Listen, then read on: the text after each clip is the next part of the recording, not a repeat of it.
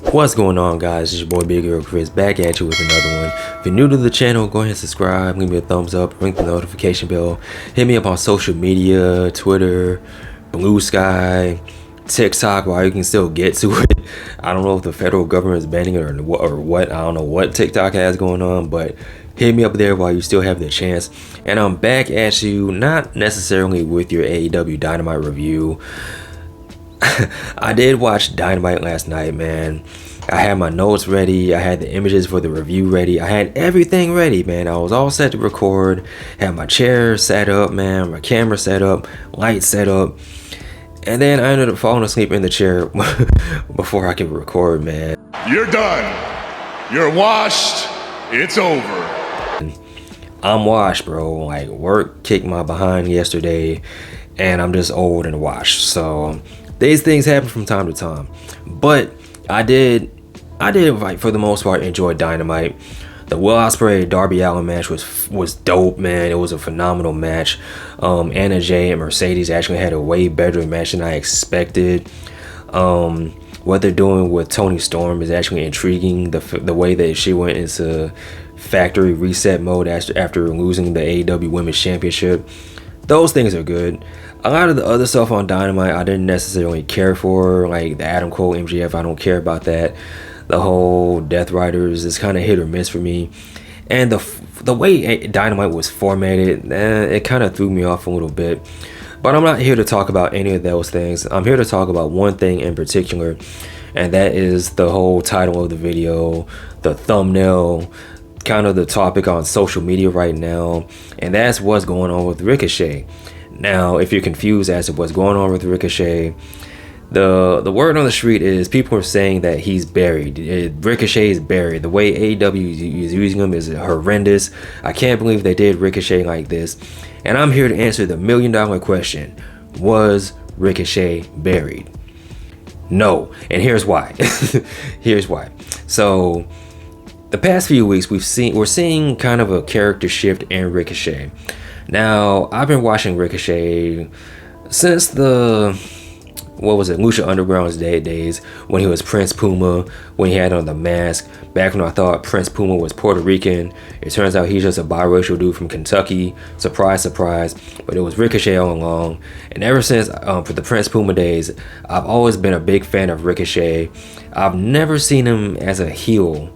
I know somebody put me on to say that he was a heel back in the Dragon Gate days, but that was before I was really checking out on Ricochet. So in my eyes, I've always seen him as a babyface. I've always seen him as the good guy. And here recently in AEW, you're seeing him be more arrogant, him being more cocky. Like, he's saying that he quote unquote invented AEW. He's the reason AEW is in existence. Last week he was doing his interview about the Continental Classic, talking about Brody King, talking about how big and bad Brody King is, but at the end of the day he ain't Ricochet. And he did the goofy ass Jadakiss laugh. And it's kind of like, yo, what was that? And even during his match against Brody King, man, he was acting more heelish. He was being booed by the crowd. That was the first time I've ever heard Ricochet being booed before. So, he's leaning more into the heel character. And he even ended up beating Brody King. He's being booed out of the building, but he's celebrating. He kind of cheated a little bit. So, we're seeing these little character quirks from Ricochet. And the most important part of the interview he had with Renee was not only the Jadakiss laugh, but the fact that he was in the back flashing the Hurt Syndicate card, right? So you fast forward to this week's episode of Dynamite, where Tony Schiavone is out there. He's in the middle of the ring.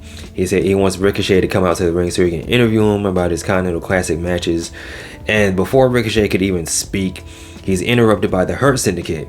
And the Hurt Syndicate is probably one of the best part of Dynamite, man. They come out, they look like stars, they feel like stars. The crowd is chanting, "We hurt people." They're singing along to the Hurt Syndicate theme, man. They're just over 9,000.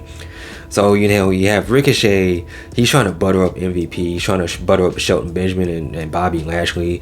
He's talking about how he won his Continental Classic match last week and how he has 6 points now. And then he's trying to rub elbows with Shelton Benjamin, saying that, Shelton, if you win your match, we might be able to face each other and we can keep the Continental Classic Championship in business, in house, keep it within the business. And MVP's like, word. He's like, word. 6 points. Okay, that's what's up. So then MVP's like, yo, you still got that business card? And Ricochet's like, I sure do, big bro. I got it right here in my pocket. He's holding it proud. MVP snatches it out of his hand. Bobby Lashley grabs this man by the face and jacks him up. And MVP rips the card in half and ends the promo by saying, Ricochet, nobody likes a kiss ass. And they tell him to get the hell out of the ring. And he does. Because, what is Ricochet supposed to do against Bobby Lashley, Shelton Benjamin, and MVP, man? They hurt people. That's the whole premise of the Hurt Syndicate, right? So, like I said, the $1 million question, is Ricochet buried? I don't think he is. However, it kind of hit me a couple of weeks ago that Ricochet, even though they were teasing that he was joining the Hurt Syndicate, it kind of hit me a couple of weeks ago that he's not gonna join, man. He might turn heel, but I don't think he's gonna be in the Hurt Syndicate. And I was excited to see the Hurt Syndicate and Ricochet link up, because I don't know if you guys have heard about this, but I can't remember what interview I heard this from. But the fourth member of the original Hurt Business was a toss-up between Cedric Alexander and Ricochet. And of course, it ended up going with Cedric Alexander, who's still employed by WWE. But you do have in AEW the Hurt Syndicate and Ricochet, and I was thinking, this makes sense. You can turn Ricochet heel, man. He already wears suits all the time. He will fit right in like a hand in a glove. But then I kind of see how Ricochet moves and how the Hurt Syndicate moves. And like I said, the Hurt Syndicate is over. They're cool, man. They come out, they look suave and dapper. They look like stars. And not saying that Ricochet isn't suave and dapper and he doesn't look like a star, because Ricochet does, he's a good looking guy. He dresses well. He does phenomenal things in the ring. But it kind of hit me that the reason that Ricochet wouldn't fit in the Hurt Syndicate is, and I'm about to say something that's gonna sound mean, and mind you, I'm a fan of Ricochet, so this isn't me trying to be mean to Ricochet or derogatory. So please understand that I'm not trying to be mean to this man when I say this, but the reason that Ricochet wouldn't fit in the Hurt Syndicate is because Ricochet is corny. He's a corny dude, man, and I don't mean this in a mean way. I don't mean this like he's a lame. I just mean that Ricochet is corny. Like, his cool wouldn't match up with the Hurt Syndicate is cool. You know what I mean? Like, the Hurt Syndicate, they're doing their own thing over here. Ricochet, he's doing the Jadakiss laugh over here. That wouldn't really fit with the Hurt Syndicate.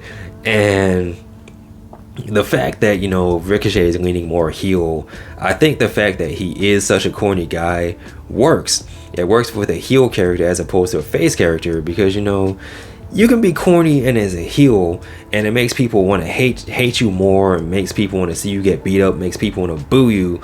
So it does work under the premise of Ricochet leaning more to the heel side. So the fact that he is corny works with him being a heel, but with him being a corny heel, it wouldn't work with him being in the Hurt Syndicate.